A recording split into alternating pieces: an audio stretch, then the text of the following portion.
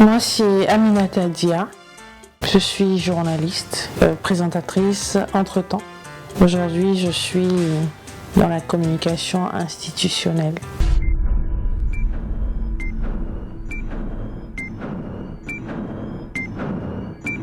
Je suis journaliste, comme je l'ai dit. J'ai commencé par le bas. Un peu comme tout le monde, j'ai commencé par un stage à Golf Télévision Porto Novo, où j'ai eu la chance de côtoyer des personnes formidables, des doyens journalistes qui m'ont tendu la main, qui m'ont permis d'évoluer. J'ai eu la chance d'avoir un bon patron, généreux et qui faisait vraiment la promotion des femmes. Donc, qui très vite m'a remarqué. Il m'a permis de grandir dans la maison. Donc, en 2010, après quelques mois de stage, j'ai démarré à la présentation. Donc, de 2010 à 2013, je fus journaliste, présentatrice à Golf Télévision Porto. Et en 2013, en avril 2013, j'ai pris les rênes donc, de la maison, où j'ai commencé par jouer le rôle de rédactrice en chef. Et puis DR, comme on dit, directrice régionale, de 2013 à 2018. Donc en 2018, j'ai été nommée point focal communication au ministère des enseignements maternels et primaires.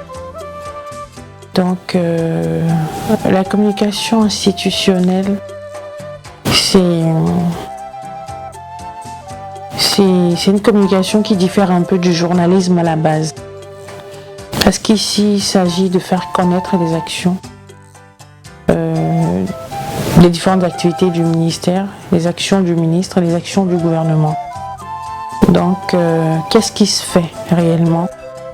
Et montrer à la population ce qui se fait, le travail qui s'abat au jour le jour pour l'amélioration de la qualité de vie et de travail des apprenants, des acteurs du système éducatif en général.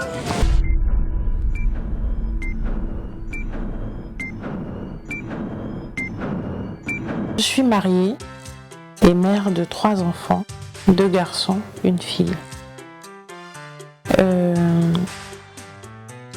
C'est pas facile de gérer la famille, de gérer le foyer, le boulot.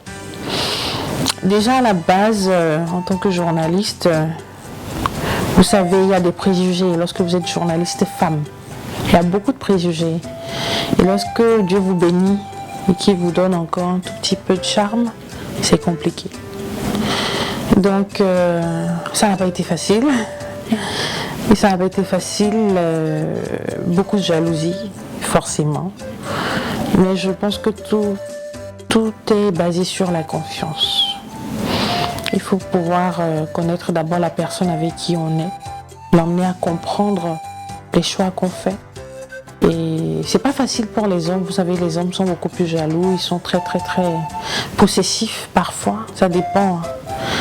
Moi, je suis tombée sur un homme qui m'a connue dans le métier et qui savait quand même un peu ce qu'il attendait, dans quoi il s'embarquait.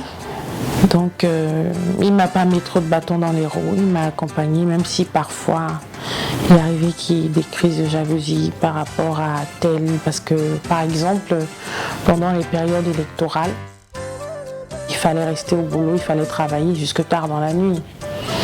Donc, c'est des choses qui viennent rarement, mais qui arrivent. Le journaliste, à la base, lorsqu'il sort de chez lui le matin, il ne sait pas à quelle heure il rentre.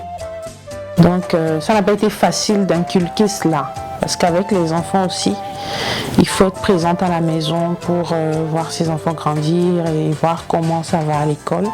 Ça n'a pas été évident, mais on a géré. On gère toujours.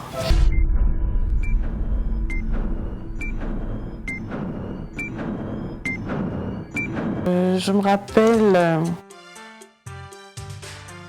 les élections présidentielles, par exemple. De 2016, on était au boulot. Il y avait des équipes dépêchées sur le terrain de reportage et tout. J'étais à la base pour superviser et faire des émissions, parce qu'il y avait des émissions organisées par le groupe, par la chaîne, pour informer au fur et à mesure les téléspectateurs. Donc il y a eu des imprévus. Et à des moments donnés, j'ai dû descendre moi-même sur le terrain, voir certaines autorités, revenir à la base, pour pouvoir faire un compte-rendu à la base, à ma hiérarchie avant de passer à l'antenne, etc., etc. Et finalement, on est resté jusqu'à 1h du matin. Ce que monsieur n'a pas compris, parce que pour lui, une fois qu'on avait déjà les grandes tendances et tout, c'est que le travail était fait. Il n'y avait pas à rester au boulot jusqu'à X heures et parfois même dormir. Donc il était hors de lui, il était en colère et tout. Et je me rappelle que ce jour-là, le chauffeur m'a déposé, le chauffeur de la maison m'a déposé. Et quand j'ai sonné, j'ai vu les yeux rouges. J'en rigole actuellement, mais ce jour-là, c'était pas de la blague. Et, ah oui, il était très très très fâché. Mais bon, je lui ai expliqué, et puis vous savez, on est femmes, on sait comment expliquer, mieux expliquer, dans les explications, c'est passé. Ça a été chaud. Ça a été chaud parce que au départ, j'étais pas là. J'étais pas là. J'ai eu la chance d'avoir toujours des gens à mes côtés. Je parle par exemple de ma maman qui est très présente. Donc déjà quand je suis en état de grossesse, un peu avant l'accouchement, elle descend parce qu'elle ne vit pas ici.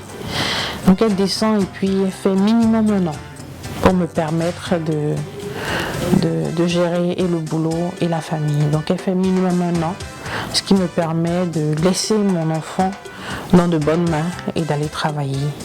Et quand l'enfant commence par grandir, il faut forcément qu'il voit maman et tout. Donc on essaie de voir lorsqu'il y a par exemple un temps de latence, là, un petit moment, on prend une pause et puis on va à la maison.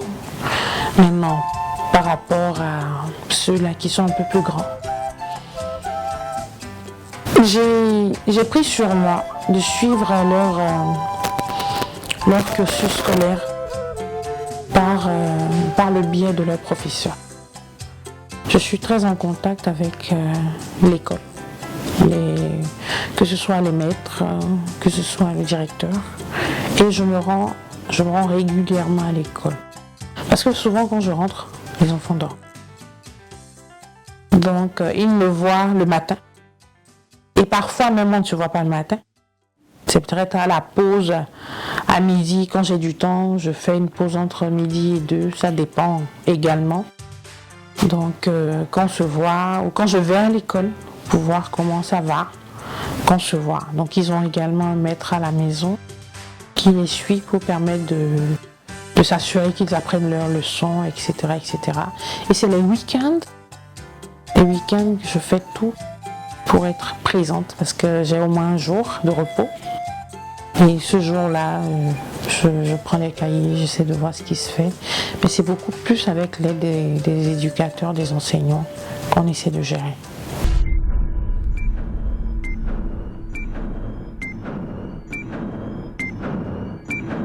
Vous savez, quand vous êtes femme, je l'ai dit tantôt, quand vous êtes femme et que vous avez un peu de charme, que vous êtes encore à la télé, c'est pas facile, parce que faut rencontrer plein de monde. Et la gente masculine, bon, vous savez, chacun essaie de tenter sa chance, voir qui va arriver à ses fins. Oui, il est arrivé des moments où je descends du plateau Et puis, il y a des gens qui m'attendaient. Je me rappelle un jour, j'étais tellement choquée que j'ai pas reçu l'intéressé qui s'est fâché. Et il me disait ce jour-là, mais tu sais pas à qui tu as affaire, hein? Ah non, tu sais pas à qui tu as affaire, je suis pas n'importe qui, je suis je suis conseiller du père, je suis... Puis bon, je rigolais parce que c'était marrant, je me demandais, mais bon, c'est moi qui fais cet effet-là, voilà. Donc, vous rencontrez un certain nombre de personnalités, d'autorités, mais vous n'êtes pas tenu de céder ou d'accepter les avances ou les rendez-vous de tout le monde. Vous savez, la chair est faible, on dit, mais bon, pas si faible. Ça dépend également des objectifs de la femme à la base. Moi, quand j'ai commencé, j'étais déjà en couple. Quand j'ai commencé dans le journalisme, je n'étais pas célibataire. J'étais en couple. Et j'avais un enfant. J'avais un bébé. Donc j'étais nourrice. Ce qui a fait que déjà, il y avait un engagement. Je ne pouvais pas me permettre certaines choses. Je ne pouvais pas accepter les rendez-vous, les petits pots, etc. Je ne pouvais pas. Le père de mon fils également était très rigoureux. Déjà à 19h, il m'appelait. Attends, tu n'as pas fini. Ah, le petit, et puis bon. Je ne pouvais pas me permettre certaines choses. J'étais déjà engagée. Donc, ça...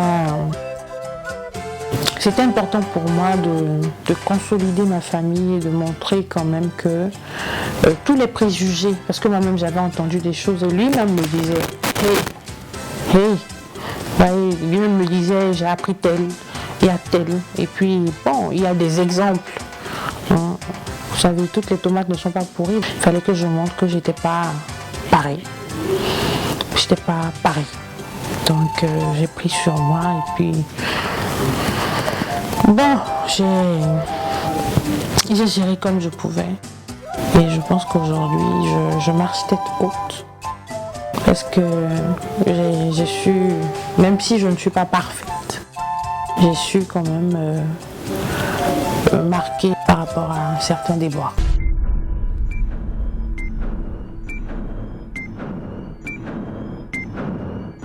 J'ai eu beaucoup de collaborateurs. C'est vrai, la gente masculine m'a un peu plus. Mais ça n'a pas été difficile. Je ne suis pas quelqu'un de compliqué à la base. Et je pense que je suis très compréhensive. Et je prends la peine d'observer. Mais de la même façon, j'ai des principes. On ne vous dira pas, Madame Dia est rigoureuse, non. Elle vous dira quand elle se fâche, c'est pas bon. Parce que je parle beaucoup avant d'agir. Donc mes collaborateurs, je ne sais pas si j'ai usé de stratégie. Je ne pense même pas. J'ai été moi-même. Mais c'est des gens qui, pour la plupart, étaient responsables, savaient ce qu'ils voulaient et étaient quand même respectueux et qui savaient ce pourquoi ils étaient là. Donc ma position, le fait que je sois femme ne les gênait pas outre mesure, parce que je ne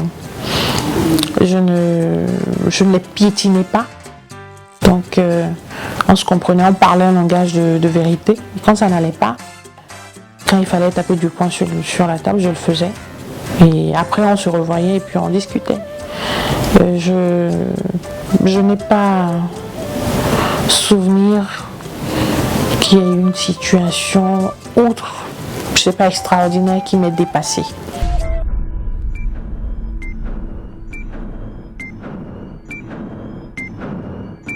Je suis fière, en fait, de dire que je suis journaliste.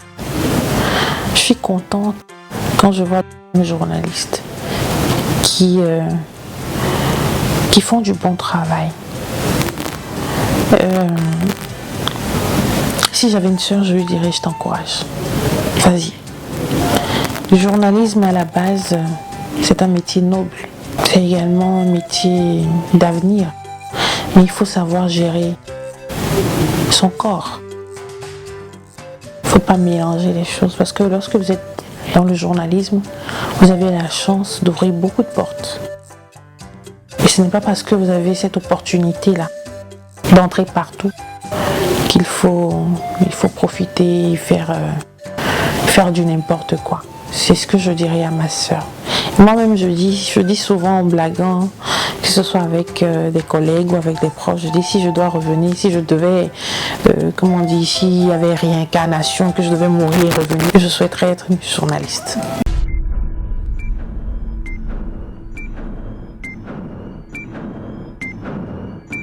Personnellement, je n'ai jamais vécu ça. J'ai jamais reçu de sous pour dire quoi que ce soit, pour faire quoi que ce soit. Mes collaborateurs les plus proches, jusqu'aux stagiaires, je n'ai pas eu cas de ça. En 8 ans, je n'ai pas eu ce genre de plainte ou vent de quelque chose du genre. Par contre, dans la corporation en général, on entend des choses. Et on sait qu'il y a des choses qui se font dans ce sens. Moi, je pense que ça dépend de la conscience professionnelle de chacun.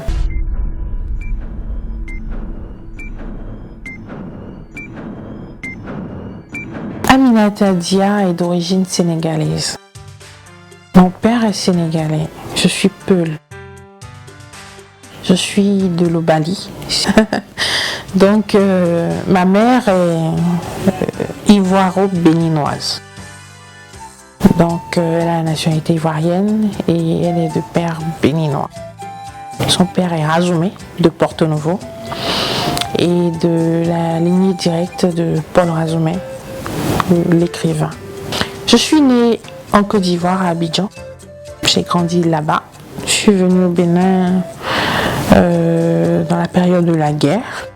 Donc, j'ai fait mon bac ici. Et j'ai fait les études universitaires également ici. Et voilà, donc j'ai commencé mon stage professionnel, ma vie professionnelle ici. Je me suis mariée ici. Voilà, un béninois.